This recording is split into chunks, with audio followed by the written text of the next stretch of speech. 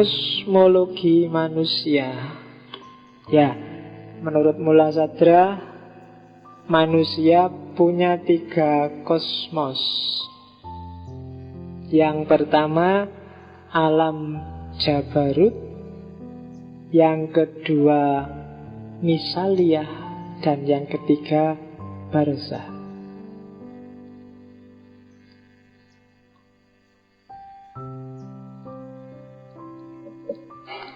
Alam Jabarut itu alam fisik.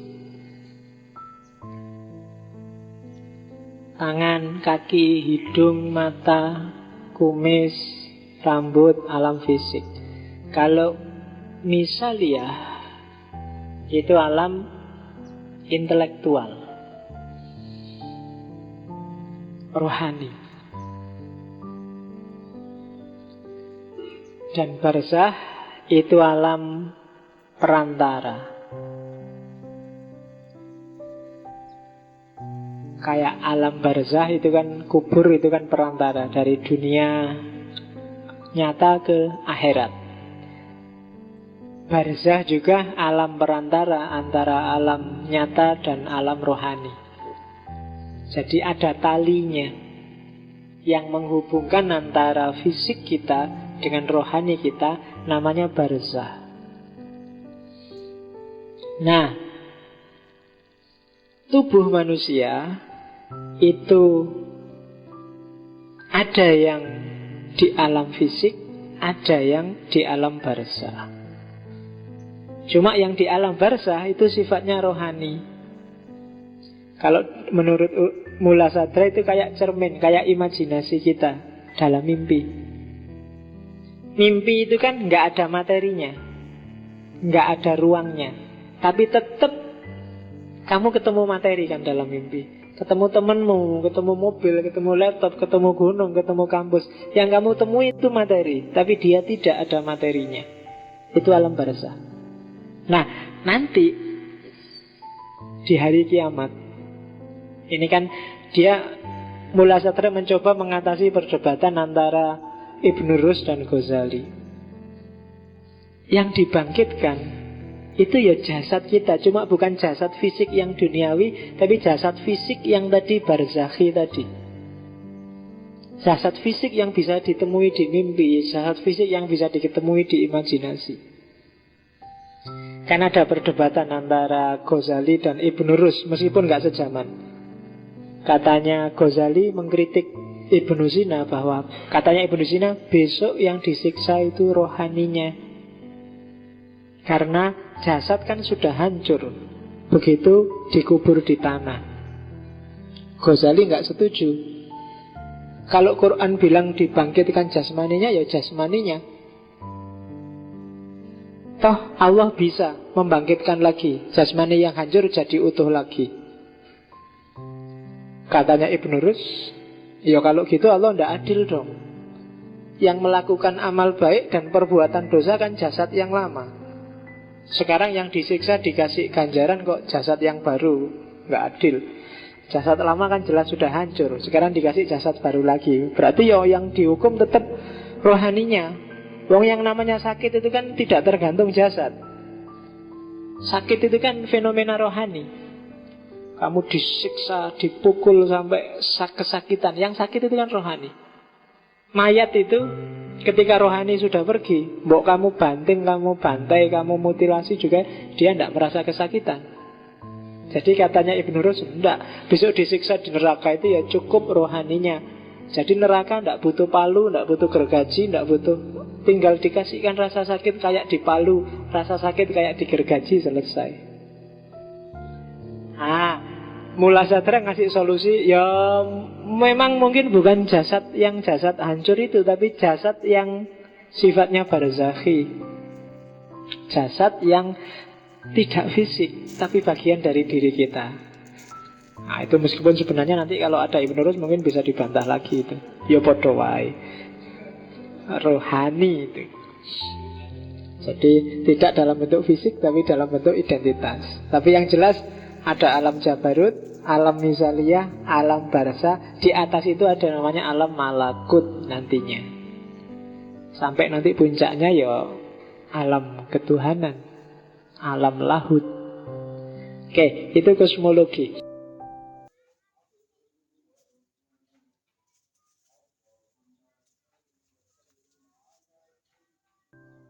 Ittihadul akil bil makul.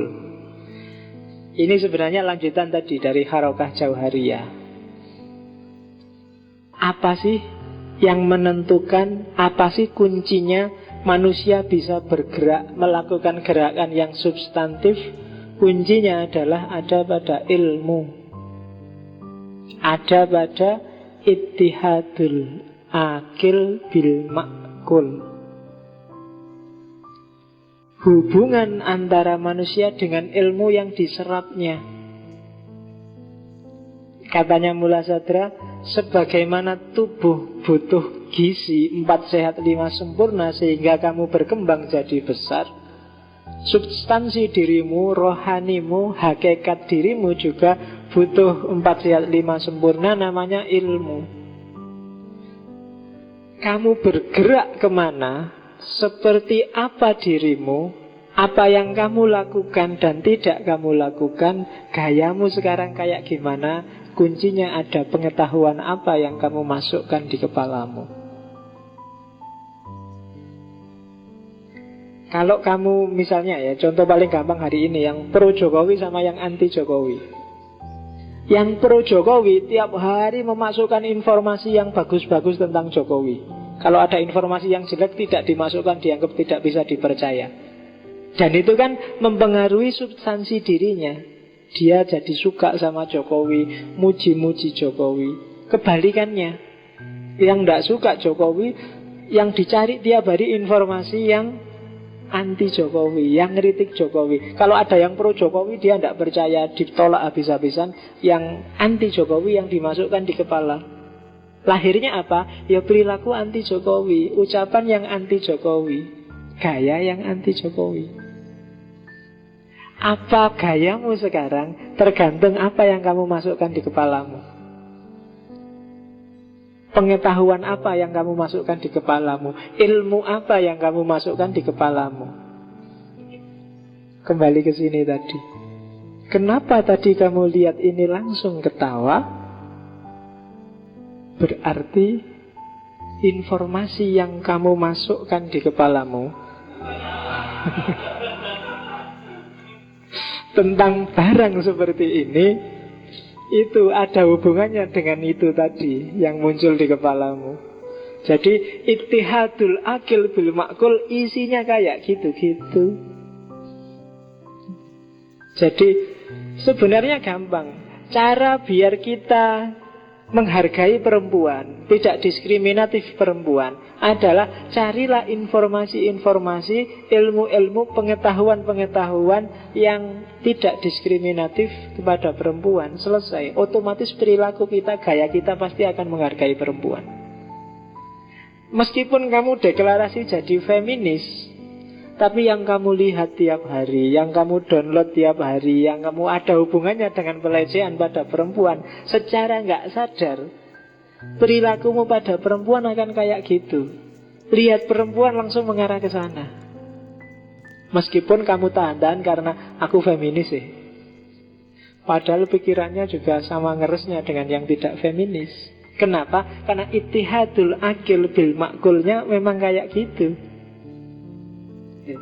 Nah, Harokah Jauhariyah, kalau kamu ingin gerakanmu substantif menuju Tuhan, berarti informasi-informasi yang harus kamu masukkan di kepalamu adalah informasi-informasi ketuhanan. Kalau dalam tasawuf namanya makrifat. Makanya puncak pengetahuannya disebut makrifat. Terus tambah informasimu tentang keindahan Tuhan, kebesaran Tuhan, keagungan Tuhan. Lama-lama dia ittihad dengan dirimu, ittihadul akil bil makul. Karena dia pasti sesuai dengan fitrahmu dan kamu akan bergerak ke sana.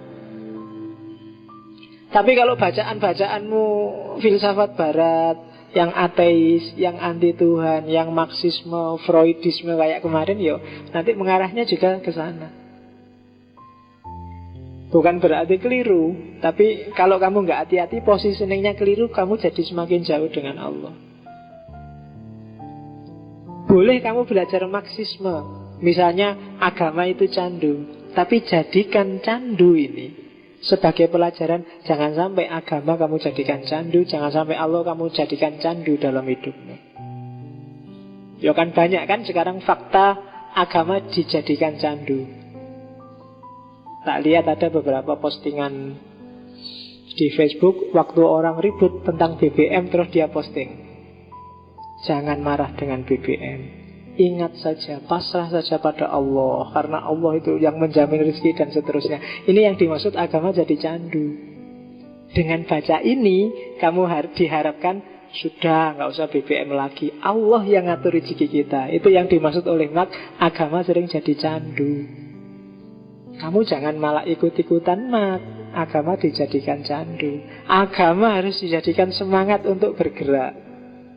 Buktinya para ulama sufi bisa mendirikan dinasti kok. Apalagi tukang demo.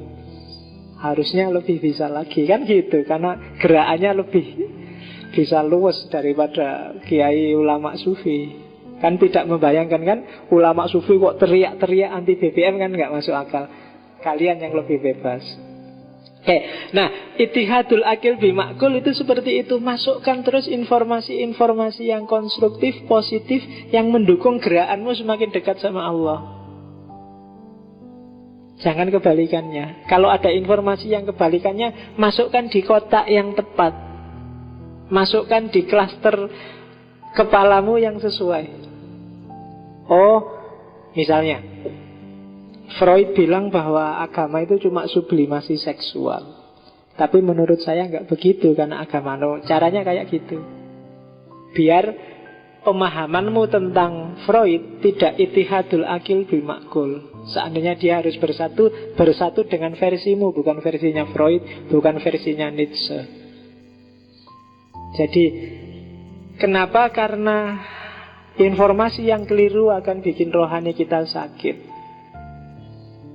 Kayak tadi, kenapa sih kok kamu jadinya nggak rindu sama Allah? Karena terlalu banyak kamu ittihad dengan yang tidak perlu. Ittihadul akil bil makulnya keliru.